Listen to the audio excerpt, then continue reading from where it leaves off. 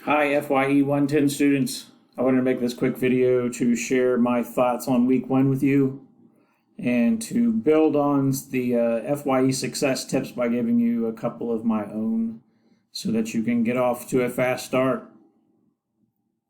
So my first thought was that it was great to meet all of you, those of you who submitted your Flipgrid assignments and emailed me throughout the week. I really enjoyed the Flipgrid videos. It was nice to see the diversity that we have in the class. We're from all different places, backgrounds, histories, life experiences, so on and so forth. So take advantage of that.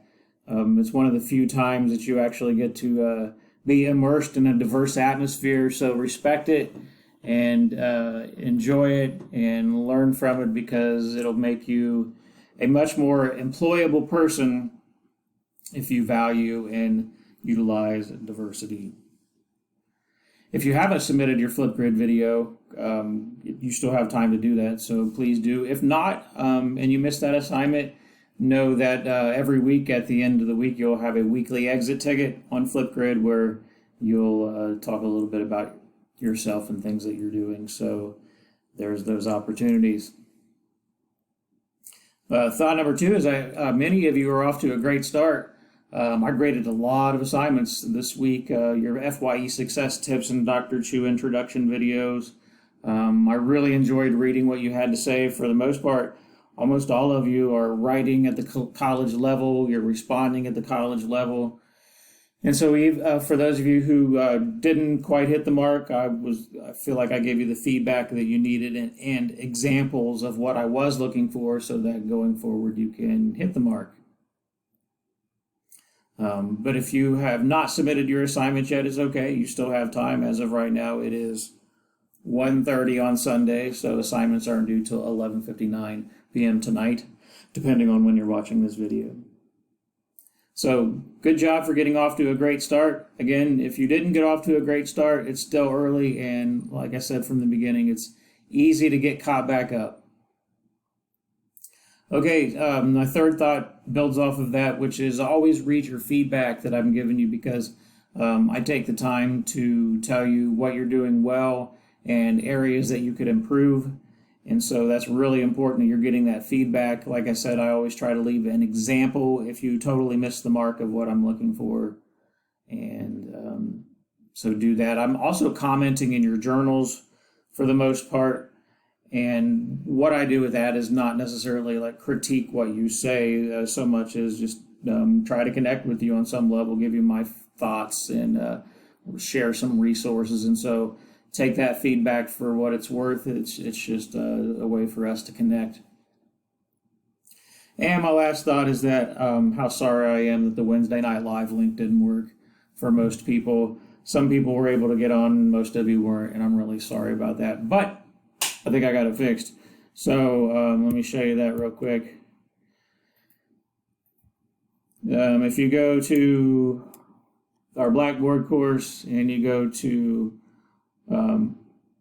Wednesday Night Live, you'll see that our next meeting is right here, and you click on it.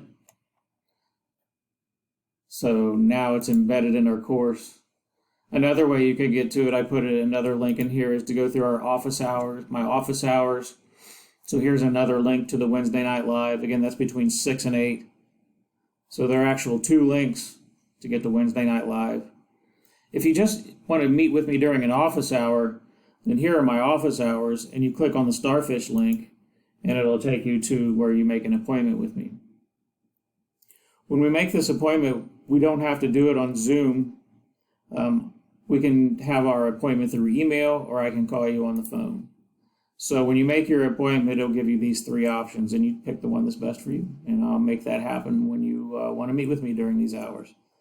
And again, if you want to meet with me during these hours, not during these hours, and we can arrange a time, let me know and I'll contact you.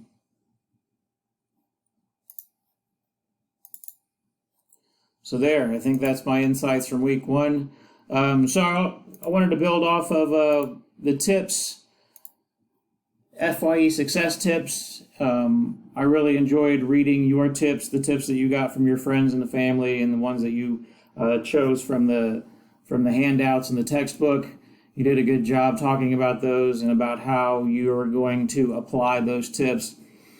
So I just wanted to give you what I felt like are the two most important tips that can make or break your college career. So one tip I have is to make college your job. And to me, that means scheduling a set amount of hours that you're going to show up and do work for college. So I use the rule of 2 hours per credit hour is how much time you should study. If you're taking 9 credit hours, you should multiply that by 2, which is 18 hours. If you're taking 12 hours, that's 24 hours. Next, you make a schedule throughout the 7-day week of how you're going to break up that work schedule. And again, the advantage of the college schedule is that you get to choose that schedule, especially in an online setting. So my advice to you is make that schedule around times that you know you're going to have the mental and physical energy to do the work, and when you're not going to have distractions. So my theory is that when you schedule your week, your college like a job, is that you'll show up during those hours, and even when you don't have assignments due, you'll spend time organizing and planning for the next week or reviewing notes and actually learning the material. And so even when you don't have an assignment due, show up when it's time to work. And again, it's the little things that really set successful students apart. So make college your job. Number 2 is to manage your mental and physical energy. So college students are notorious for being unhealthy mentally and physically. They don't eat well, they're stressed out, they have anxiety, depression. Lots of serious mental health issues can result in your first year of college or any year of college if you're not carefully managing yourself. And so my theory is that, and it's a well-founded theory, it's not I didn't make it up, is that if you manage your mental and physical energy, you'll carry out most of the tasks that you need, and you'll generally feel healthy and happy. So a lot of you talked about how important time management and organization is, and you're right, it is, and I think that you should definitely get organized and definitely schedule your time. But if you don't manage your mental and physical energy, none of that's going to matter. If your desk is completely clean and organized, and if your schedule is laid out, if you can't muster the energy to show up, then what good is it? So 3 quick tips on managing your mental and physical energy. One is drink 6 cups of water a day. It's 48 ounces. Most of us are dehydrated and we don't even know it. So your cells need water to function, and cells give us energy. So you've got to stay hydrated in order for those cells to move around in your body and for you to think. We have all had that brain fog and that energy drain, and sometimes it's dehydration. So drink 6 cups a day. Number 2 is to quit eating processed foods if you can, or try to incorporate whole foods a little at a time if you're not ready to go all in. But nuts, seeds, fruits, and vegetables are the way to go. Processed food has sugar, it has little nutritional value, and it makes you crash soon, so that you have to eat more of it. So eating clean gives you the nutrients, the dense nutrients that you need in order to stay energized, in order to complete your tasks. Those are just facts. So even if you're not ready to go all in, try one thing with your study time. Eat a vegetable or eat a fruit while you study, and get rid of the energy drinks and the sodas and all that stuff. Last tip is to put your phone down before you go to bed and stop sleeping with your phone. So put it somewhere else.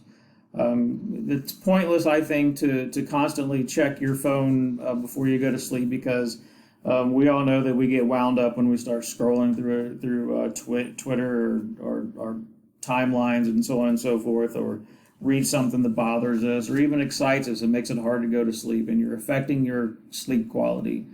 And I know that when you're young, you think that you don't need sleep, but again, science says you need sleep in order for you to function properly, whether you like it or not. So those are my 3 tips to manage your energy. So take those however you want. Start applying them, and there you go. So there's my week 1 insights and my tips for you. I hope you enjoyed them and put them to good use.